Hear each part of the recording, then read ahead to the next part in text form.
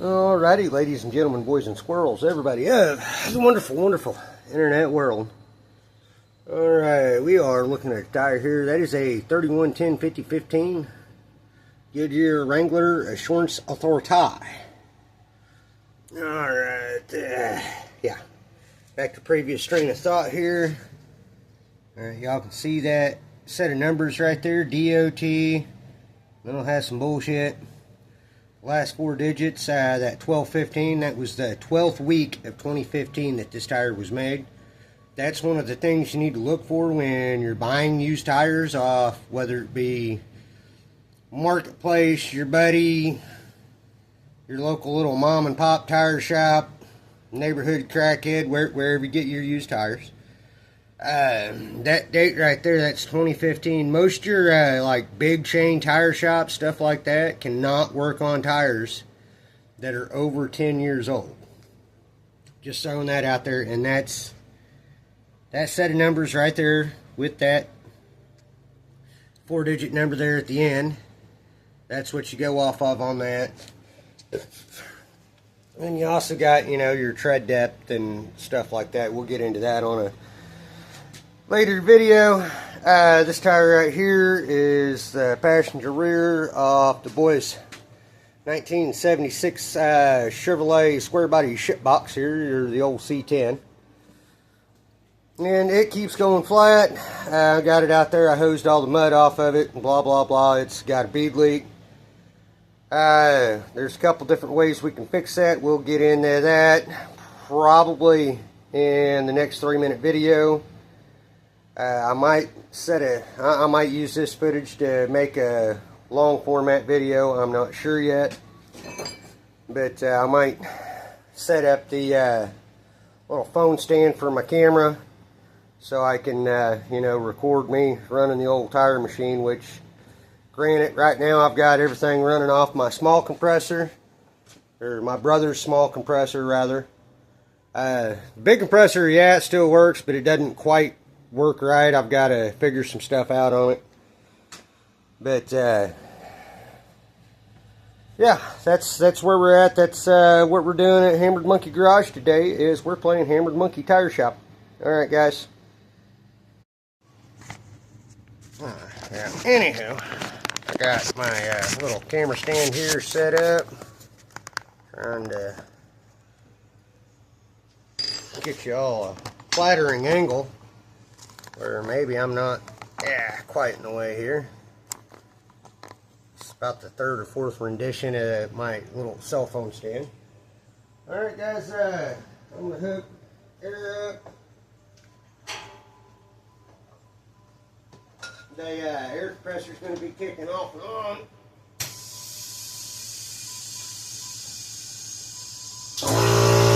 See? Told you.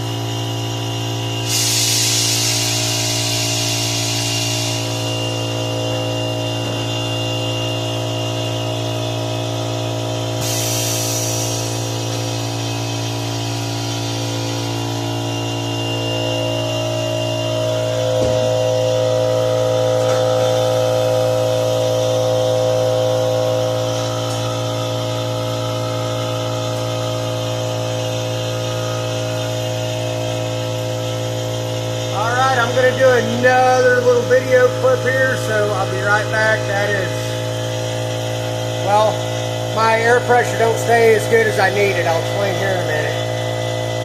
We are back again. I probably ought to change my angle. Hi. And I got that set up, and once your duct bill right here, either over your valve stem or 180, depending on what kind of sensors your tires may or may not have. If you just got a valve stem, not one of those stupid TPMS sensors, then yeah, over here, some of your early model Fords with the TPMS sensor had a band sensor, and it was 180, so you got to be mindful of that, guys, when breaking down tires, whether you're doing it with a hammer or an old Coach 1010 or this modern room cleanup here.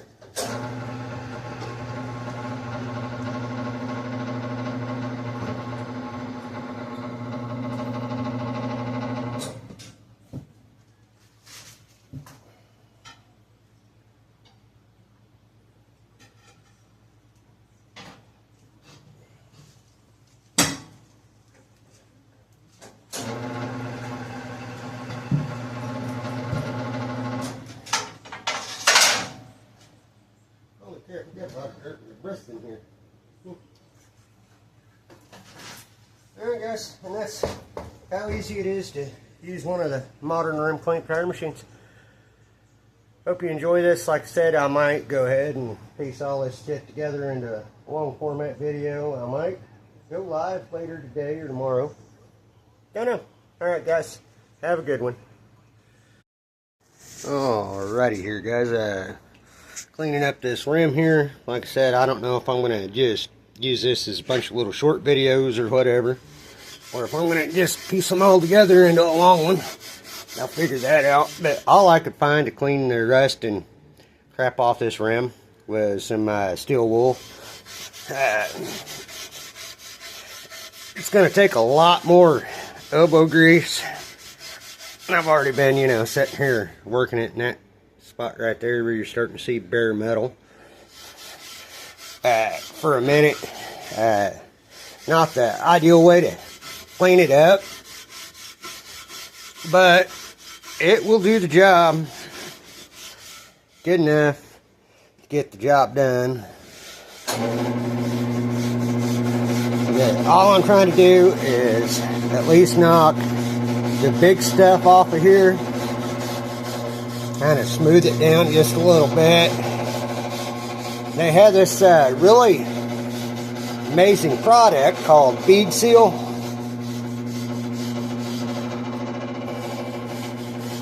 And I ain't got none of that. So whenever I get there here in a little bit, guys, I will show you the old school way to do it. And I'm sure I'm going to get eat up in the comments for doing something that's been done a million times by a lot of different people, because it's originally how I learned how to fix a bead leak 25 years ago whenever I started learning how to do this. Everybody's got their own tips and tricks, guys. The automotive industry, wrenching on cars, everybody's got things they've done for years that works for them.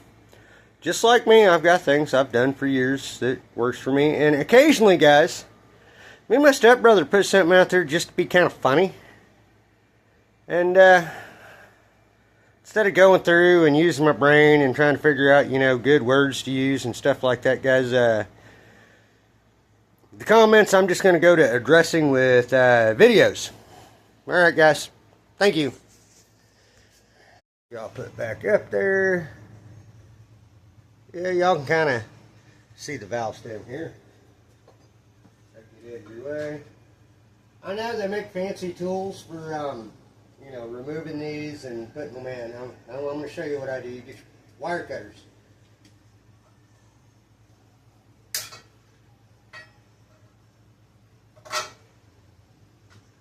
Just, you don't give a damn about the old one. Quick way to remove that. And your new one, you can lube this if you want. And what you want to do whenever you stick it through there, because you're fixing to be like, oh, he's fixing to mess up the threads. Still a possibility, alright? But you want to get your cutters down here underneath the bottom thread, like a so. And then you go, boop, and you don't mess up the threads usually, especially if you lube it.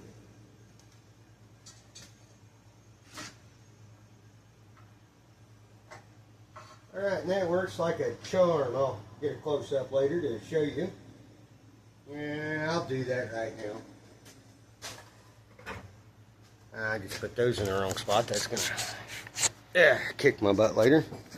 But you can, where's my camera? Yeah, hey guys, look. It didn't hurt the threads. It's like I have done that a million times. Oh, wait.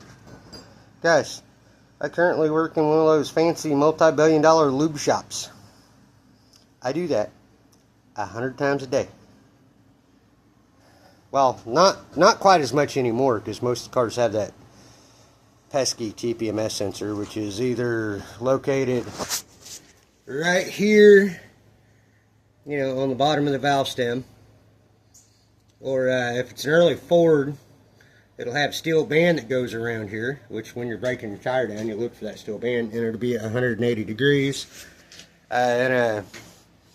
One of my other videos, or part of this video, you'll see whenever I'm breaking down the tire, that I break down one side, and then you'll see me, I find the valve stem, I stand it up 180, then that you'll see me patting it, and I'm trying to show you that. I just didn't explain it because I didn't figure you could hear me over the air compressor.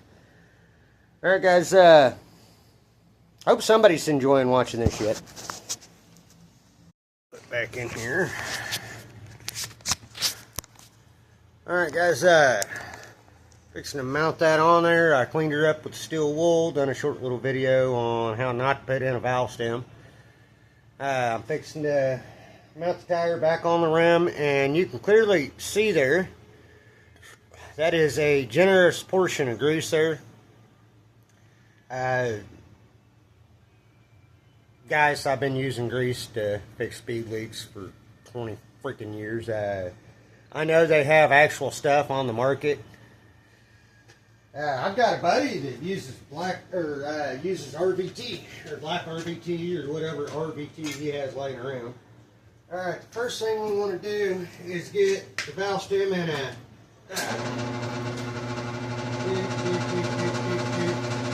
over around in their position. Swing the duck bill back in. Whoop.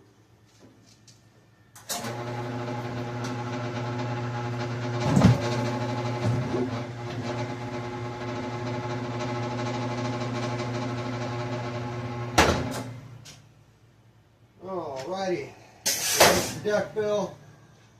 I never get tired of that. Now, I'm probably going to have to turn the air back on. And I'm going to go ahead and pop the valve core out of this new valve stem. I might put, before I get real carried away here, guys, I'm going to put me another thick bead of grease around the top of that just to help make sure that seals, because like I said, our problem here was a bead leak, and it was actually leaking on the front side worse than it was. But I've got a damaged spot and a couple bent spots on this old rim that my boy found laying in the junkyard, and thought, Dad, that'll look better than the Chevrolet rally wheels, or as you, I call them the Silverado wheels, or, you know, a couple sets of the Mag wheels I've got laying around. He's like, I'd rather just have some plain Jane Steelies on here. Oh, you want to paint them? Nope. I'm like, are you sure? He's like, yep, I don't need nothing flashy, Dad. And he don't like the billet grill. I understand there's a lot of people who don't like the billet grill. He don't really want nothing shiny, flashy, or chrome on his truck. But I'm just going to stick this down in here and go weep-a-deep-a-deep. Weep-a-deep-a-deep, all the way around like that, guys. Just like I did on the bottom. And we'll get back to why a guy probably shouldn't use grease here in a minute. Alright, guys. Alrighty, ladies and gentlemen, boys and squirrels, everybody of the wonderful, wonderful internet world. How's everybody doing? Haha, we are back. Neither the last video, blah, blah, blah. I'm probably just going to stream all these short pieces together and make a long video. I'm probably going to break some of them down that I think are funny, maybe throw some shorts out there with them. Not sure exactly yet. All I know is, you know, sooner or later I got to get back to filming and making videos. Guys, I know my shop isn't the cleanest. I know we don't do the things the best way. That also being said, don't do what I do. I mean, do your shop however you want to do your shop. It's your shop. Just leave me the hell alone on mine, alright? Oh, anyway, back off the rant here. Actually, I'm going to turn this off, spin the camera around. Alrighty, guys. Got the Sentinel, I don't know, SHT 9300 wheel balancer.